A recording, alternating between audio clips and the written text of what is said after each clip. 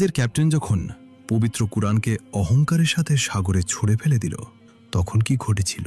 এক অহংকারী ক্যাপ্টেন, যে কিনা বিশাল সমুদ্রের সৃষ্টিকর্তাকেই চ্যালেঞ্জ করে বসে, সে তার জাহাজে নামাজ পড়া, কুরআন পড়া নিষিদ্ধ করে দেয়। কিন্তু সমুদ্র তার নয়, সমুদ্র আল্লাহর। ঠিক তখনই চারিদিকে অন্ধকার নেমে এলো। আকাশ বাতাস যেন রাগে অগ্নিশর্মা হয়ে উঠল। তারপর নেমে এলো আল্লাহর গজব। এক অলৌকিক দৃশ্যের সাক্ষী হল জাহাজের সমস্ত যাত্রীরা। কেউ কল্পনাও করতে পারেনি তারা যা দেখছে সবকিছু ঠিক নাকি চোখের ভুল। এরপর সব কিছু শান্ত। প্রশান্ত মহাসাগরের রূপালী নীল জলের বুক চিরে ছুটে চলেছে এক দানবীয় ক্রুজশিপ, স্যাফরন গ্লোরি। এই জাহাজটি ছিল বিলাসিতা, ক্ষমতা এবং সীমাহীন স্বাধীনতার প্রতীক। এর ভেতরে ছিল এক অন্য দুনিয়া। টপ ডেকে গরম পানির সুইমিং পুল, ডিজাইনার পোশাকে ঘুরে বেড়ানো অভিজাত যাত্রী, আর চারিদিকে 24 ঘন্টার গান বাজনা। এই জাহাজে এমন কোনো বিলাসিতা ছিল না যা পাওয়া যেত না। ক্যাসিনো, স্পা, বলরুম সবই ছিল, কিন্তু একটা জিনিস ইচ্ছাকৃতভাবে এই জাহাজের নকশা থেকে বাদ দেয়া হয়েছিল: আল্লাহর ঘর। এই জাহাজে ইবাদতের জন্য 1 ইঞ্চি জায়গাও ছিল না। এই নীতির পেছনের মূল কারিগর ছিল জাহাজের সবচাইতে ক্ষমতাধর ব্যক্তি, ক্যাপ্টেন ফ্রেডরিক নোলেন। ক্যাপ্টেন নোলেন ছিল প্রচণ্ড অহংকারী এক মানুষ। সে বিশ্বাস করত এক জিনিসে: মানুষের ক্ষমতা, টেকনোলজি আর বিজ্ঞান। ধর্মকে সে মধ্যযুগীয় বাজে কথা এবং দুর্বল মনের আসক্তি বলে উড়িয়ে দিত। বিশেষ করে ইসলাম ধর্মকে সে ঘৃণা করত। সে বলতো, যে ধর্ম জিন আর জান্নাতে বিশ্বাস করে তা আধুনিক যুগে অচল। নোলেন নিজেকে সমুদ্রের ঈশ্বর ভাবত। একদিন জাহাজের মিটিংয়ে নোলেন তীক্ষ্ণ গলায় বলল, শুনলাম একজন ক্রু জাহাজে নামাজের ঘর বানানোর অভিযোগ করেছে। একজন ম্যানেজার ভয়ে ভয়ে মাথা নাড়ল। হ্যাঁ ক্যাপ্টেন, রিদওয়ান নামের এক ইন্দোনেশিয়ান ক্লিনার, সে একটা খালি জায়গা ব্যবহার করার অনুমতি চেয়েছিল। নোলেন ব্যঙ্গ করে হেসে উঠল, নামাজ? এই জাহাজে প্রাচীন রিচুয়ালের কোনো জায়গা নেই। ওকে বলো ইঞ্জিন রুমে গিয়ে সেজদা করতে, তাতে ফ্লোরটাও পরিষ্কার হয়ে যাবে। সবাই ভয়ে হেসে উঠল, কিন্তু নোলেন যা জানত না তা হল সবকিছু নিয়ন্ত্রণ করা যায় না। মানুষের অন্তর আর ভাগ্য, এগুলো তার হাতে নেই। জাহাজের বিলাসবহুল ডেক থেকে অনেক দূরে রিদওয়ান নামের সেই তরুণ ক্লিনারটি করিডোরের মেঝে মুছছিল। তার জামা ঘামে ভেজা, কিন্তু মুখটা ছিল শান্ত। তার পকেটে থাকত মায়ের দেয়া একটি সবুজ রঙের ছোট কুরআন। এই কুরআনই তাকে এই ধর্মহীন পরিবেশে ঈমান ধরে রাখতে সাহায্য করত। রিদওয়ান কখনো হুকুম অমান্য করত না, কিন্তু সে তার বিশ্বাসও ত্যাগ করেনি। গভীর রাতে যখন জাহাজের কোলাহল থেমে আসত, সে ইঞ্জিন রুমের এক কোণায় বা স্টোর রুমের পেছনে লুকিয়ে নামাজ পড়ত। ছেঁড়া কাপড় বিছিয়ে সে তার জায়নামাজ বানাত। সে দোয়া করত, হে আল্লাহ, এই অন্ধকারের মাঝেও আমার ঈমানকে রক্ষা করো। একদিন রিদওয়ান যখন লবির মেঝে পরিষ্কার করছিল, ক্যাপ্টেন নোলান তাকে দূর থেকে দেখছিল। রিদওয়ানের কাজের ফাঁকে কুরআন পড়ার অভ্যাস ছিল। নোলান সরাসরি তার কাছে এসে দাঁড়ালো। শুনলাম তুমি কাজের সময় ওই পবিত্র বই পড়ো। তার কণ্ঠ ছিল বিদ্রুপে ভরা। রিদওয়ান শান্তভাবে জবাব দিল, ক্যাপ্টেন, আমি শুধু আমার অবসরে পড়ি। এটা আমাকে শান্তি দেয়। শান্তি? ক্যাপ্টেন হেসে উঠল। সায়েন্স আর টেকনোলজি এই জাহাজকে ভাসিয়ে রেখেছে, তোমার ওই 1000 বছরের পুরনো বই নয়। এসব বিশ্বাসী দুনিয়াটাকে পেছনে টেনে রেখেছে। রিদওয়ান মাথা নিচু করল, কিন্তু তার মন ছিল দৃঢ়। ক্যাপ্টেন, আপনি যা বোঝেন না তা নিয়ে কথা বলবেন না। এই কিতাব কোনো সাধারণ বই নয়, এটা আলো। ক্যাপ্টেন নোলানের অহংকারে আঘাত লাগল। সে রিদওয়ানের হাত থেকে কুরআনটি কেড়ে নিয়ে সজোরে মেঝের উপর ছুঁড়ে মারল। দেখো তোমার বই, এটা মাটিতে পড়ে যেতে পারে, নষ্ট হতে পারে, ঠিক তোমার বিশ্বাসের মতোই দুর্বল। রিদওয়ান বিস্ময়ে জমে গেল। তার হৃৎপিণ্ড যেন থেমে গিয়েছিল। সে ধীরে ধীরে নিচু হয়ে কুরআনটি তুলল। সেটি বুকে জড়িয়ে ধরে কাঁপা কাঁপা কিন্তু দৃঢ় কণ্ঠে বলল, স্যার, আপনি আমাকে অপমান করতে পারেন, মারতে পারেন, আমাকে চাকরি থেকে বের করে দিতে পারেন, কিন্তু আমার কুরআনকে অপমান করবেন না। আমি সব হারাতে রাজি আছি, শুধু এটা নয়, ক্যাপ্টেন নোলান এমন প্রতিরোধ আশা করেনি। সে দেখল এই সাধারণ ক্লিনারটি তার চেয়েও বেশি শক্তিশালী। অপমানে সে মুখ ঘুরিয়ে চলে গেল।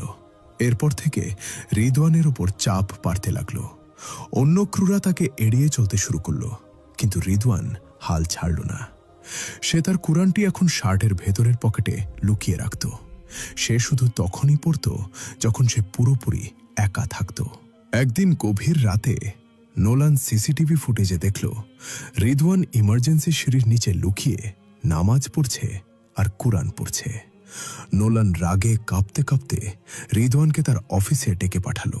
তুমি এখনো এসব করছো? আমি তোমাকে সতর্ক করার পরেও? রিদওয়ান শান্তভাবে বলল, আমার বিশ্বাস কোনো স্থান বা পরিস্থিতির ওপর নির্ভরশীল নয় ক্যাপ্টেন। হুমকি দিয়ে ইমানকে থামানো যায় না। নোলান এবার আর নিজেকে ধরে রাখতে পারল না। সে রিদওয়ানের কালে সজোরে চড় মারল। চুপ করো, আমাকে ধর্ম শেখাতে আসবে না। আমার জাহাজ থেকে বের হয়ে যাও, সাগরে ছুঁড়ে ফেলার আগেই বের হয়ে যাও। সেই রাতেই রিদওয়ান জাহাজের পেছনে টেকে বসেছিল, কিন্তু সেই রাতে এক ছায়া তার পেছনে এসে দাঁড়ালো। Captain Frederick Nolan. সে রিদওয়ানকে আবার কুরআন পড়তে দেখে ফেলেছিল। তার চোখ রাগে লাল হয়ে উঠেছিল। তুমি! নোলান চিৎকার করে উঠল, তোমাকে না আমি কতবার বারণ করেছি! রিদওয়ান উঠে দাঁড়ালো। কুরআনটি সে বুকে আগলে রাখার চেষ্টা করল। নোলান এক ঝটকায় তার হাত থেকে কুরআনটি কেড়ে নিল। তুমি ভাবছ এই বই তোমাকে বাঁচাবে? এই জাহাজকে বাঁচাবে? দেখি তোমার এই বই তোমাকে কিভাবে বাঁচায়। রিদওয়ান কাঁদো কাঁদো গলায় বলল, ক্যাপ্টেন দয়া করুন, ওটা ফেলবেন না। কিন্তু নোলান কোনো কথা শুনল না। সমস্ত ঘৃণা আর অহংকার এক করে সে পবিত্র কুরআনটিকে ছুঁড়ে ফেলে দিল সমুদ্রের উত্তাল অন্ধকারে। দেখো! নোলান উল্লাসে চিৎকার করল, তোমার পবিত্র বই এটা উড়তে পারে না। এটা ডুবে যাবে, নষ্ট হয়ে যাবে, ঠিক তোমার বিশ্বাসের মতোই। রিদওয়ান জমে গেল। তার আত্মা যেন সেই কিতাবটির সাথেই সমুদ্রের গভীরে চলে গেল। সে হাঁটু গেড়ে বসে পড়ল। তার চোখ দিয়ে অঝরে অশ্রু ঝরতে লাগল। সে আকাশের দিকে তাকিয়ে ফিসফিস করে বলল, ইয়া আল্লাহ, তাকে মাফ করে দাও। সে জানে না সে কি করছে। 1 মিনিটও পার হয়নি, আকাশে হঠাৎ করে বিকট শব্দে বাজ পড়ল। যে বাতাস কিছুক্ষণ আগেও শান্ত ছিল তা হঠাৎ উন্মত্ত হয়ে উঠল। পশ্চিম দিক থেকে কালো মেঘ মৃত্যুর পর্দার মতো ধেয়ে আসতে লাগল। ক্যাপ্টেন নোলান চমকে উঠল। বাতাস এত জোরে ধাক্কা দিল যে তার টুপি উড়ে সাগরে পড়ে গেল। সে দ্রুত কন্ট্রোল রুমে ফিরে যেতে চাইল। ব্রিজে অফিসাররা পাগলের মতো চিৎকার শুরু করেছে। রেডিও যোগাযোগ বিচ্ছিন্ন। রাডার স্ক্রিন অন্ধকার হয়ে গেল। কম্পাসের কাঁটা বন বন করে ঘুরতে শুরু করল। এক প্রলয়ঙ্কারী ঝড় আঘাত হেনেছে, এবং এটা কোনো সাধারণ ঝড় ছিল না। কয়েক মিনিটের মধ্যে পুরো জাহাজটি ভয়ঙ্করভাবে, এটা অসম্ভব। সে চিৎকার করে বলল, এই জাহাজ যে কোনো ঝড় সহ্য করতে পারে। কিন্তু বাস্তবতা ছিল ভিন্ন। তাদের টেকনোলজি আসমানের গজবের সামনে পরাজিত হয়েছিল। আর পেছনের ডেকে সেই ঝড়ের মধ্যে রিদওয়ান সিজদায় পড়েছিল। তার শরীর বৃষ্টি আর ঝড়ের আঘাতে জর্জরিত, কিন্তু সে পালাচ্ছিল না, কাউকে দোষারোপ করছিল না। সে শুধু অশ্রুসিক্ত চোখে আকাশের দিকে তাকিয়ে দোয়া করছিল, লা হাওলা ওয়ালা কুওয়াতা ইল্লা বিল্লাহ। হে আল্লাহ, আমাদের মাফ করুন, আপনার গজব থেকে আমাদের রক্ষা করুন। সে চিৎকার করে আয়াত পড়তে লাগল, আম্মান ইউজিবুল মুদাত্তররা ইয়াদাহু ওয়া ইয়াকশিফুস সু। কে আছে যে নিরুপায়ের ডাকে সাড়া দেয় যখন সে ডাকে, এবং তার কষ্ট দূর করে দেয়। কয়েকজন ক্রু মেম্বার দেখল রিদওয়ান ঝড়ের মধ্যে শান্তভাবে নামাজ পড়ে চলেছে। তারা অবাক হয়ে গেল। একজন আরেকজনকে বলল, দেখো, সে ভয় পাচ্ছে না। ধীরে ধীরে কয়েকজন যাত্রী আর ক্রু রিদওয়ানের কাছে এসে জড়ো হলো। তারা মুসলমান ছিল না, তারা নামাজ জানত না, কিন্তু তারা রিদওয়ানের পাশে হাঁটু কেড়ে বসে হাত তুলল। তারা রিদওয়ানের দোয়ার সাথে সুর মেলাতে লাগল। ক্যাপ্টেন নোলান দূর থেকে এই দৃশ্য দেখল। তার শরীর দুর্বল হয়ে গিয়েছিল। সে দেখল তার সমস্ত অহংকার, তার টেকনোলজি আজ ব্যর্থ। কিন্তু এই সাধারণ ক্লিনারটি এখনো শান্ত। নোলানের বুক ফেটে কান্না আসলো। সে উপলব্ধি করল সে কত বড় ভুল করেছে। সে টলতে টলতে সেই ভেজা ডেকে বসে থাকা মানুষগুলোর দিকে এগিয়ে গেল। রিদওয়ান তখনও সিজদায়। ক্যাপ্টেন নোলান থামল। তার হাঁটু দুর্বল হয়ে গেল। সে সবার সামনে সেই ভেজা ডেকে রিদওয়ানের সামনে হাঁটু কেড়ে বসে পড়ল। সবাই অবাক হয়ে দেখল যে ক্যাপ্টেন নিজেকে ঈশ্বর ভাবত, সে আজ একজন সাধারণ ক্লিনার রিদওয়ানের সামনে নত জানু। নোলান ফোপাতে ফোপাতে বলল, আমি আর এই জাহাজ কন্ট্রোল করতে পারছি না। সব সিস্টেম ফেল, সব শেষ। আমি তোমার প্রভুকে অপমান করেছি। সে মাথা নিচু করে হাউমাউ করে কেঁদে ফেলল। আমার ক্ষমা দরকার, আমাকে পথ দেখাও। রিদওয়ান সিজদা থেকে মাথা তুলল। সে ক্যাপ্টেনের কাঁধে হাত রাখল। আল্লাহ ক্ষমাশীল ক্যাপ্টেন। ফেরাউন যে নিজেকে খোদা দাবি করেছিল, আল্লাহ তাকেও শেষ মুহূর্ত পর্যন্ত সুযোগ দিয়েছিলেন। আপনার এখনো সময় আছে। নোলান কাঁপতে কাঁপতে বলল, আমাকে শেখাও কিভাবে ক্ষমা চাইতে হয়। রিদওয়ান তার চোখ বন্ধ করল। সেই ঝড়ের গর্জনের মধ্যেই সে ক্যাপ্টেন নোলানকে সেই শব্দগুলো শেখালো যা সমস্ত ক্ষমার দরজা খুলে দেয়। যে মুহূর্তে ক্যাপ্টেনের চোখ দিয়ে অনুশোচনার অশ্রু ঝরল, কন্ট্রোল রুমে একটা অলৌকিক ঘটনা ঘটল। যে রাডার স্ক্রিন অন্ধকার ছিল তা হঠাৎ জ্বলে উঠল। যে কম্পাস ঘুরছিল তা উত্তর দিকে স্থির হল।